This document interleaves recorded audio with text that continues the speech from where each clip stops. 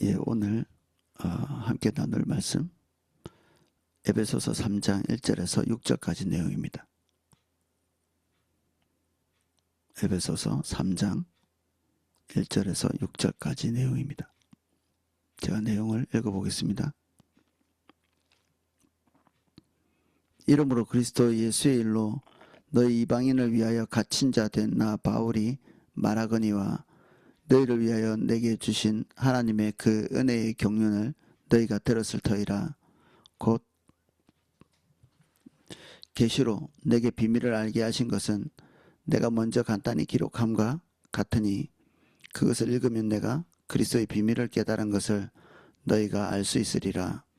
이제 그의 거룩한 사도들과 선지자들에게 성령으로 나타내신 것 같이 다른 세대에서는 사람의 아들들에게 알리지 아니하셨으니 이는 이방인들이 복음으로 말미암아 그리스도 예수 안에서 함께 상속자가 되고 함께 지체가 되고 함께 약속에 참여하는 자가 됨이라.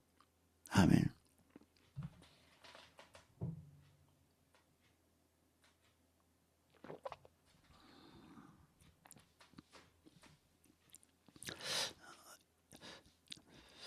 이러므로 1절 이러므로 그리스도 예수의 일로 너희 이방인을 위하여 갇힌 자 된 나 바울이 말하거니와. 이 바울이 로마의 감옥에 갇혀 있죠. 완전히 심각한 감옥은 아니었지만 어쨌든 가택연금 상태에서 이 편지 쓸 수 있는 자유 정도 있고 사람들을 좀 대면할 수 있는 그 정도의 자유는 있지만 자기 마음대로 운신할 수 없는 그런 상황이었습니다. 그 상황에서 에베소 교인들에게 편지를 쓰고 있죠. 앞에 이렇게 설명해온 많은 부분이 있습니다. 어떻게 하나님께서 이 우주적 교회, 그 열방과 이방인과 유대인이 하나가 된 그러한 교회, 이 큰 벽을 허물고 하나된 교회를 세워 가시고자 했는지를 1, 2장에서 이렇게 설명하고 있는데, 그러기 때문에 이 사도 바울이 본인의 부르심을 정확하게 이해하는 범위 내에서 자기가 이방인의 사도가 되었다 이야기하고 있고, 그것을 위해서 지금 갇힌 자 되었다 이렇게 얘기하고 있습니다. 갇혀 있기 때문에 이 소식이 에베소 교인들에게 들렸겠죠. 그래서 아무래도 근심하고 염려하고 이렇죠. 이게 자기들의 복음을 전한 사람이 복음으로 인해서 갇혀 있으니까 이제 염려하고 근심하고 했을 것입니다. 그런데 이 부분에 대해서 결론적으로는 이 복음 때문에 이 감옥에 갇혀 있는 이것을 부끄러워할 필요 없다. 그런 결론으로 나중에는 이 편지의 중간에 마무리를 합니다. 2절입니다. 너희를 위하여 내게 주신 하나님의 은혜의 경륜을 너희가 들었을 터이라. 이거는 1, 2장 전체에 나온 것. 그리고 3절에 보면 내게 비밀을 알게 하신 것은 내가 먼저 간단히 기록한 것과 같다. 간단히 기록함과 같으니 이렇게 얘기했는데, 뭔가 기록한 것이 앞에 있다 이런 표현이죠. 그래서 이 추석마다 두 가지로 이해합니다. 하나는 1, 2장의 내용들을 기록한 것을 바로 지칭하는 것이다 이렇게 이해할 수도 있고요. 아마 에베소서를 보내기 전에 어떤 기록을 먼저 보냈기 때문에 그 부분의 내용들을 말하는 것이다 이렇게 생각하기도 합니다. 그러니까 사도 바울이 썼던 어떤 내용의 편지가 요 앞에 내용일 수도 있고, 아니면 그 전에 보낸 어떤 우리가 알지 못하는 서신서일 수도 있는데, 어떤 것이든지 간에 상관없이 내용상은 다를 것이 없습니다. 다른 편지를 통해서 보냈든 아니면 이것이 바로 앞에 있는 1, 2장을 지칭하는 것이든 다 하나님께서 복음의 경륜에 대해서 이야기하고 있는 그 내용은 변함이 없기 때문에 뭐로 이해해도 상관없을 것 같습니다. 그런데 이 하나님께서 인도하시는 그 은혜의 경륜이라고 표현할 때 이 경륜이라는 단어가 오이코노미아라는 단어인데 이게 집안을 돌보다 이런 뜻으로 사용되는 단어라고 합니다.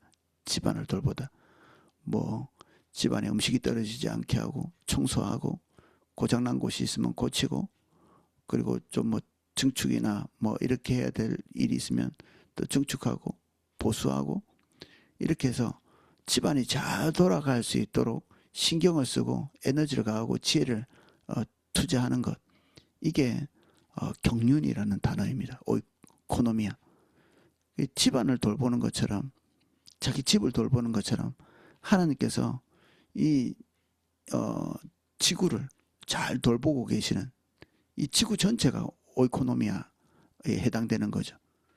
이제 우리는 우리의 사이즈가 있죠. 근데 하나님께서 돌보시는 사이즈가 있는데 이 모든 사이즈 안에 핵심적인 게 이 인간이 살고 있는 하나님이 지으신 이 지구인데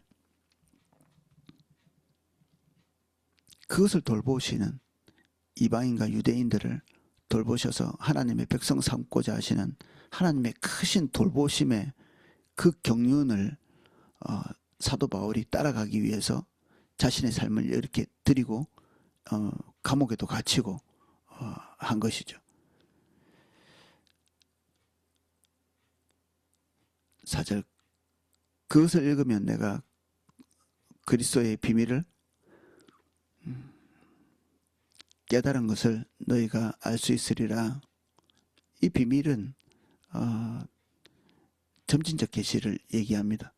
하나님께서 모든 사람에게 이방인이 주님께로 돌아오게 되고 그리고 예수 그리스도의 십자가의 대속의 은총으로 말미암아 주님께서 벽 없이 이방인 유대인 전체가 다 주님께로 돌아와서 하나님의 교회가 되고 그들이 하나님을 예배하고 하나님을 사랑하게 되는 이런 전체의 경륜이 한 번에 나타난 것은 아니죠. 점진적으로 계속 이렇게 드러나 있기 때문에 이것을 비밀이라고 표현하고 있습니다. 그리고 사도 바울이 하나님으로부터 이 비밀을 받은 순간 우리는 다메섹 도산행에서 사도 바울이 부활의 예수님을 만난 사건을 알고 있죠. 그때 그들에게 사도 바울에게 전달된 것이 이 복음의 비밀이죠. 예수 그리스도입니다. 그 그리스도의 비밀을 깨닫고 그 복음 안에 속해 있는 이방인들을 향한 하나님의 계시를 사도 바울도 깨달은 것입니다. 이제 그의 거룩한 사도들과 선지자들에게 성령으로 나타내신 것 같이 다른 세대에서는 사람의 아들들에게 알리지 아니하셨으니 이 사람의 아들들은 당연히 이 유대인들의 관용구로서 쓰이는데 그냥 인류를 얘기하는 겁니다. 전체 지구상에 살고 있는 모든 인류에게 다 나타낸 것이 아니고 이것을 거룩한 사도와 선지자들 하나님의 사람 전체에게 또 교회에게 전달한 내용들이죠. 그래서 이게 사람의 입으로 이 미련한 방법으로 인류에게 전달되어지는 이 과정이 하나님의 비밀이 전달되는 과정이죠. 그들에게 하나님께서 직접적으로 알리신 것이 아니라 특정한 사람을 선택해서 알리시고 그 알려진 것이 또 사람의 입과 입을 통해서 당연히 성령의 인도와 동행을 통해서 전달되어지도록 이게 가장 합리적인 방법일까? 이 하나님이 그 방법을 선택하신 거죠. 우리가 먼저 하나님께 부름받았다. 부름받은 동시에 우리는 사도 바울이 이방인에 대해서 가지고 있는 하나님의 부르심과 소명과 같이 우리도 우리의 부르심과 동시에 우리를 향한 하나님의 부르심과 소명이 발생하게 되는 거죠. 사도 바울은 본인에게 주어진 하나님의 경륜의 일부분이 무엇인지를 통찰하고 알 수 있었습니다. 그래서 그 일에 자신의 삶을 투신하고 또 하나님의 일을 하다가 감옥에 갇힌 것에 대해서 재수없다 이렇게 생각하지 않고 이것을 도리어 영광스럽게 생각하는 다른 사도들도 동일했죠. 복음을 전하면서 감옥에 갇히고 매맞고 비난당하고 이런 것들을 보니 자기들의 복음에 합당한 자, 자기 부르심에 합당한 자로 하나님께서 여기시는 증거라고 여기고 하나님께 감사했다고 돼 있거든요. 우리는 이것만 봐도 형통을 위해서 사는 사람은 아니죠. 진짜 형통을 위해서 산다, 형통이라는 말을 쓰려면 우리 개인의 형통이 아니라 하나님의 형통이죠. 그분의 뜻이 이루어지는 것, 내 뜻이, 내 삶의 평온이 계속 유지되는 게 형통이 아니고 그것이 조금 훼손될지라도 하나님의 뜻이 성취되고 이루어지는 것이 형통이죠. 이런 형통을 구했기 때문에 사도들은 복음을 전하면서 비난당하고 감옥에 갇히고 불이익을 당하고 심지어는 순교함에도 불구하고 하나님께 감사하고 찬양을 올려드릴 수 있었죠. 사도 바울도 동일하게 지금 현재 그러한 처지, 다른 사도들처럼 사도 바울도 감옥에 갇히고 그리고 불이익을 당하는 이 복음의 경륜에 동참하면서 이런 일이 있는 거죠. 그래서 우리는 하나님께서 우리를 구원하시고 우리에게 주신 복음의 경륜을 따라서 당신의 일을 참여할 수 있도록 각자의 부르심은 사도 바울과 다를지 모르지만 하나님이 우리에게 아주 특정하고 고유한 기능들을 주셨는데 그 일에 봉사하고 충성하다 보면 좋은 일만 생기는 것이 아니라 우리에게 불이익이 감수할 수밖에 없는 그런 일들이 발생할 수밖에 없는, 그럼 그걸 수용하고 받아들이고 가지 않으면 우리는 마음이 너무 상하겠죠. 우리는 주의 일을 하면서 하나님의 복음을 가지면서 손해를 보거나 그리고 불이익을 당할 수 있는 부분들을 감안하고 가지 않으면 우리가 형통에 대해서 우리의 하나님의 것을 했으니까 내가 형통한 것을 하나님으로부터 받겠지라고 생각하면 가끔 그런 일이 있을 때는 뭐 감사하고 기쁠지 모르지만 우리가 하나님의 복음을 가지고 있음으로 인해서 당하는 모든 불이익에 대해서는 슬픈 마음을 가지게 되겠죠. 사도 바울은 이런 부분에 있어서 이미 잘 무장이 되어 있었던 것 같습니다. 6절입니다. 이는 이방인들이 복음으로 말미암아 그리스도 예수 안에서 함께 상속자가 되고 주님 안에 들어와 있는 이방인들에게 지금 얘기하는 거죠. 이방인들은 항상 B급 취급을 받는 사람들, 유대인으로부터 그런 사람들인데 지금 이걸 3번이나 반복해서 그들의 위치, 신분을 명확히 못을 받고 있습니다. 그리스도 예수 안에서 함께 상속자가 되었다.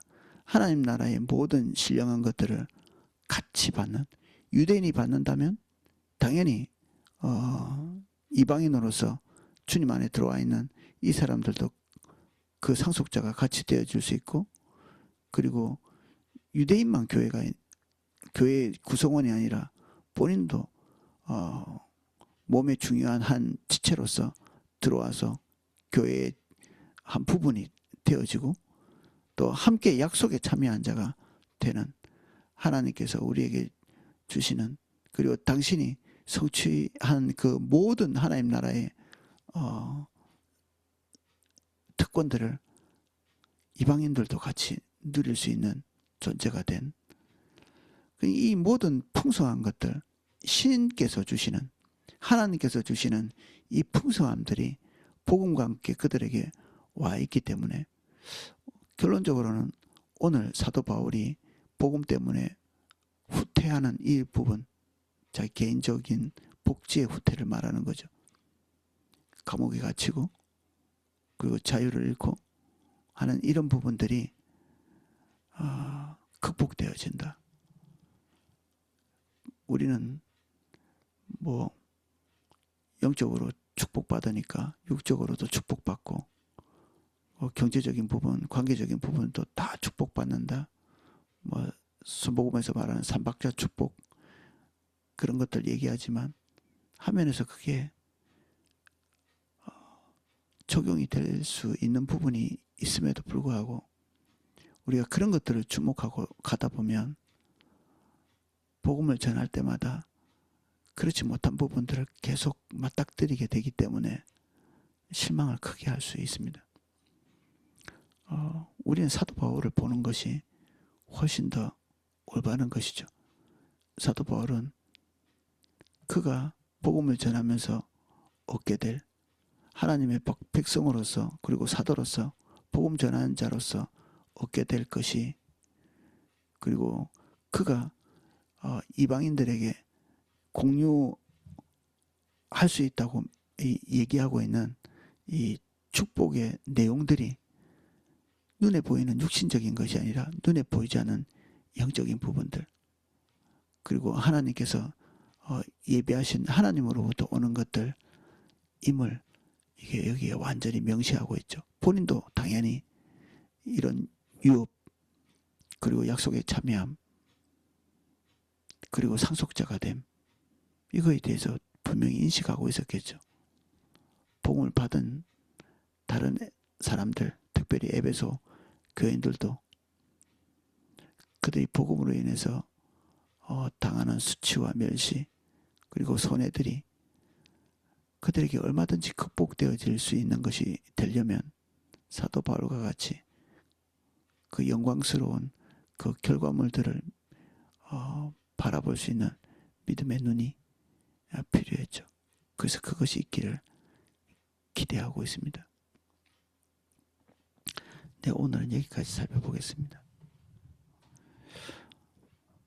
주님, 우리가 복음을 가진 자입니다. 이 복음은 사도 바울이 설명한 바대로 세상 사람들에게 나타내지지 않은 신령한 것이고 온전한 것이고 완전한 것입니다. 그런데 우리가 이 복음으로 인해 덕을 보기보다는 해를 입거나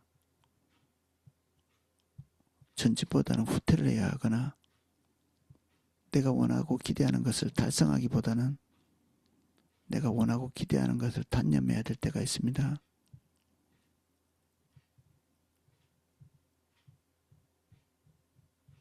주님, 우리의 이득에 예민하지 않게 해주십시오. 주의 이름과 우리의 이득을 맞바꿈하지 않도록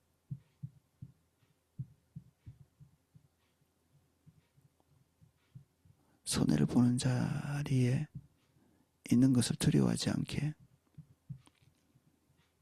우리의 복지가 후퇴하는 것에 대한 두려움을 갖지 않도록 이 복음이 진짜 약속하고 있는 상속자의 그리고 하나님의 약속에 더 초점 맞출 수 있도록 은혜 주십시오. 우리에게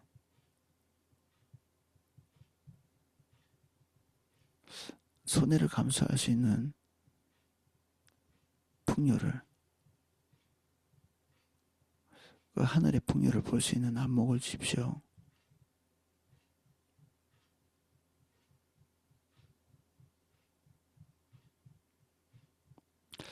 우리 안에 있는 모든 인색함들을 예수 그리스도의 이름으로 파합니다. 하나님의 풍요를 누리는 자로서 거기에 걸맞는 결정을 한순간 한순간 할 수 있도록 은혜 주십시오.